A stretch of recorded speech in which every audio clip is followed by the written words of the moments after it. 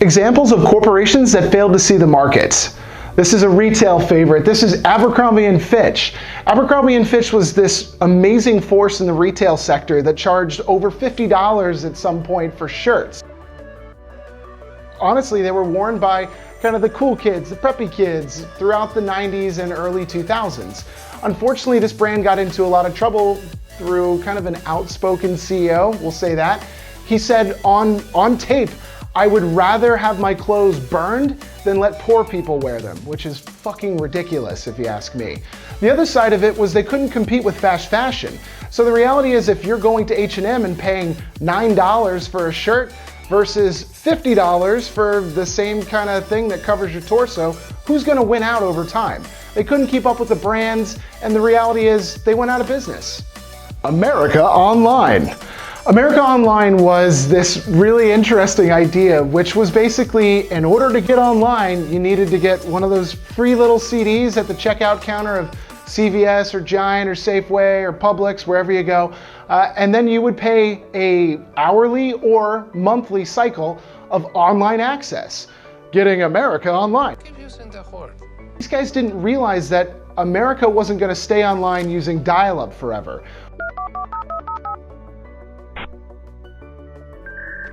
Over time, they didn't realize that some of the more dangerous acquisitions that didn't pan out, like their merger with AOL Time Warner, that was a giant disaster, was a total mess. So what ends up happening to AOL is at their peak, they were worth $350 billion with a B.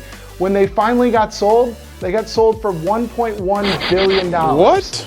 That's a mess up if you ask me. Atari was one of the first at-home game systems that you could purchase. This was probably the first well-known game console, and also in some circles considered a home personal computer. Unfortunately, there weren't a lot of great games for this system. So you had Pong, and everybody knows the moving boxes with the dot. Yep, that was like as good as it gets when it comes to video games. Unfortunately, Atari did a lot of development when it came to building the computing, the hardware system. What they didn't focus on was the actual software. The games themselves. Were there narratives there? Was there a purpose to doing repetitive tasks? Why do they make that if you can't even win? Then why am I playing? And unfortunately, Atari continued to release just awful games that nobody wanted to play, and eventually Nintendo basically came over and took over the entire field. This is why you need to focus on good customer experience and also providing amazing products for your customers and people that want to buy your stuff. Circuit City. Circuit City was this phenomenal growth of a company that started out as a really small entity. The goal was to create what was ordinarily a small corner shop, the electronics store, the way that Radio Shack did it, and do it in a big box store.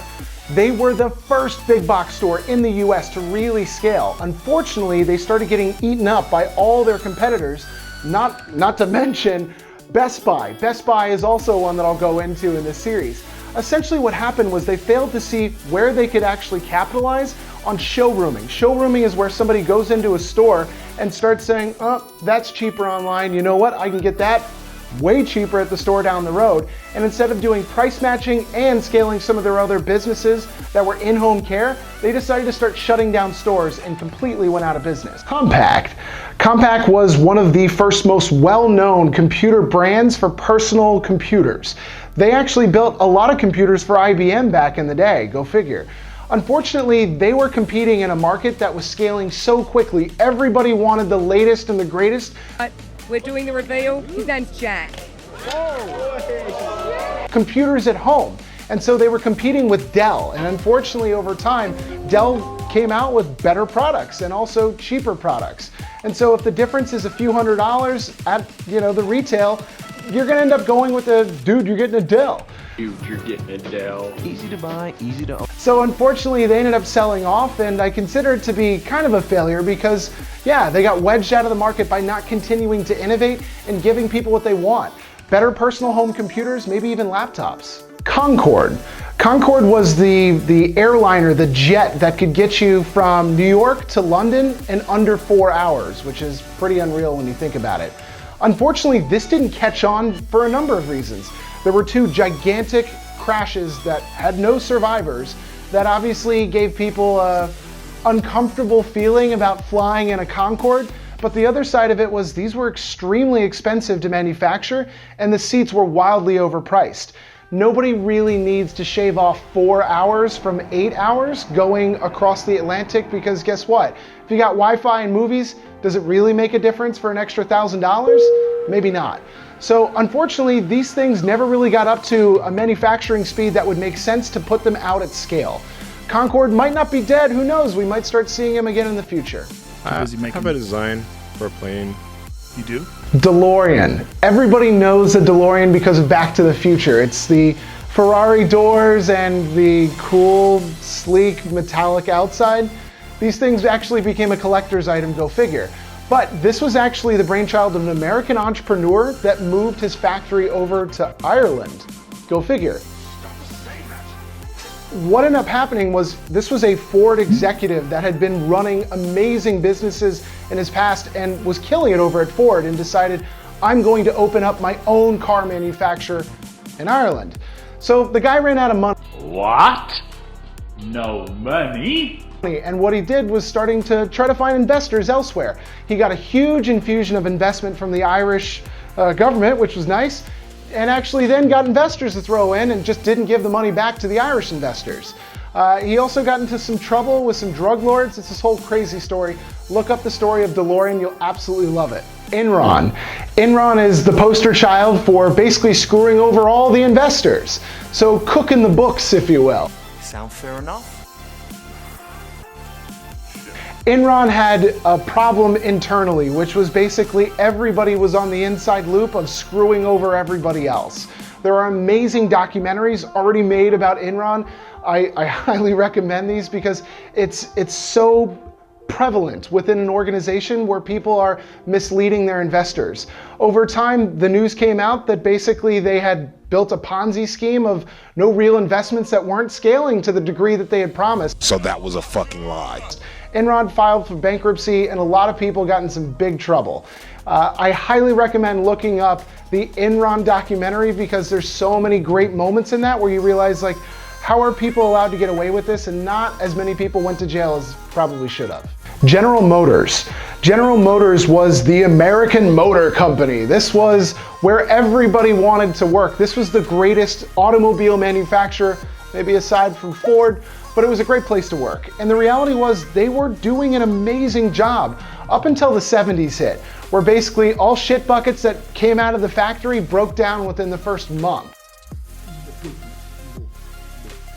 What they stopped to realize what they needed to do was innovate internally, find new and interesting ways to optimize some of the building processes, make sure that the employees were happy. There's instances of one individual worker purposely doing their job wrong to make sure that every car that came off the line was broken.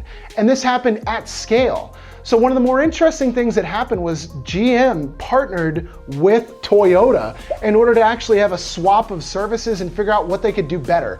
There's a fascinating documentary about it, but I ran out of time. Google Glass. Google Glass was this really strange phenomenon that picked up during the mid-2000s. These were things that people wore on their face, covered part of their eye. This was the beginning of AR, artificial reality.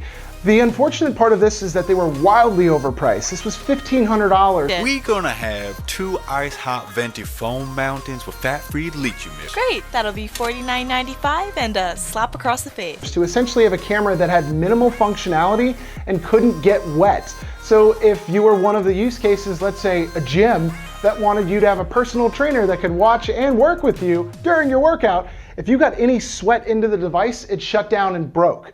Unfortunately, these devices also were worn out in public, and people are like, dude, are you serious? Are you fucking filming me right now? There were so many instances of people getting into bar fights wearing Google Glass. Go figure. It didn't scale, and maybe on the next iteration, who knows? Hostess.